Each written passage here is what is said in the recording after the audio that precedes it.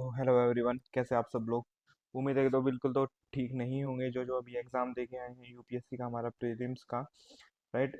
जो हमने सुबह के सेशन में देखा जीएस वन का एग्ज़ाम, और अब हमने देखा कि सी सेट वन का सी सेट एग्ज़ाम, मतलब ठीक है। दोनों प्रीलिम के एग्ज़ाम कंप्लीट हो चुके हैं, राइट। तो अब बात करते हैं कि भाई हमारी कट ऑफ क्या जा सकती है ना।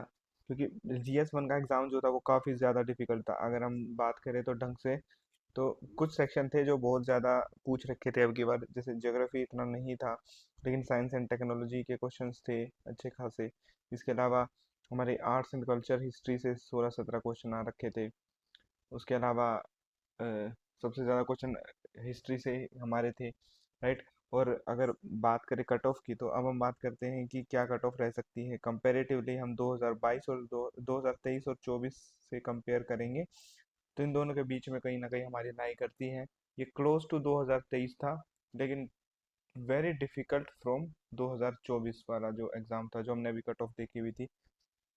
तो अगर हम बात करें यूआर कैटेगरी से, यूआर कैटेगरी की कट ऑफ जो है वो अराउंड अराउंड 79 के अराउंड रहने वाली है।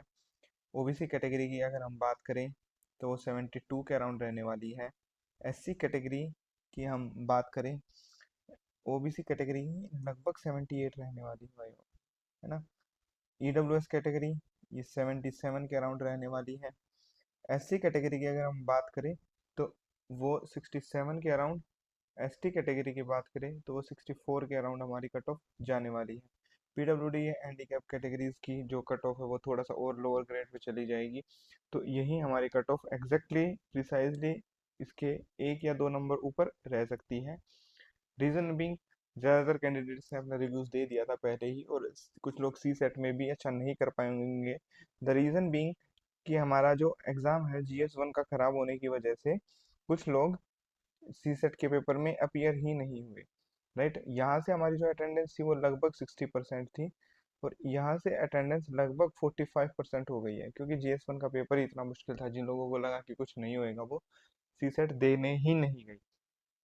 दूसरी सबसे मेन बात ये आती है कि इस कट ऑफ के पास कि जीएस का पेपर मुश्किल होने की वजह से सी सेट पे फर्क पड़ा। दूसरा जो वेदर है वो बिल्कुल भी सुटेबल नहीं था, है ना। वेदर सुटेबल नहीं था, क्योंकि बीच में जो गैप है वो काफ़ी ज़्यादा लंबा हो जाता है, 2 घंटे का, और गर्मी इतनी ज़्यादा। मुझे लगता है कि मई में तो ये एग्ज़ाम बिल्कुल भी कंडक्ट नहीं कराना चाहिए। ये एग्ज़ाम होना ही अप्रैल में चाहिए। कई बार होता था अप्रैल में एग्ज़ाम, अप्रैल में यहाँ से, और जो अक्टूबर है वहाँ पर मेंस, क्योंकि अप्रैल मई में नॉर्थ इंडिया में बहुत ज़्यादा गर्मी है यार, अगर आपने नोटिस किया होगा तो इसी की वजह से ये एग्ज़ाम मई में नहीं कंडक्ट होना चाहिए। So all the best everyone जिन जिनका एग्ज़ाम कंप्लीट हो चुका है।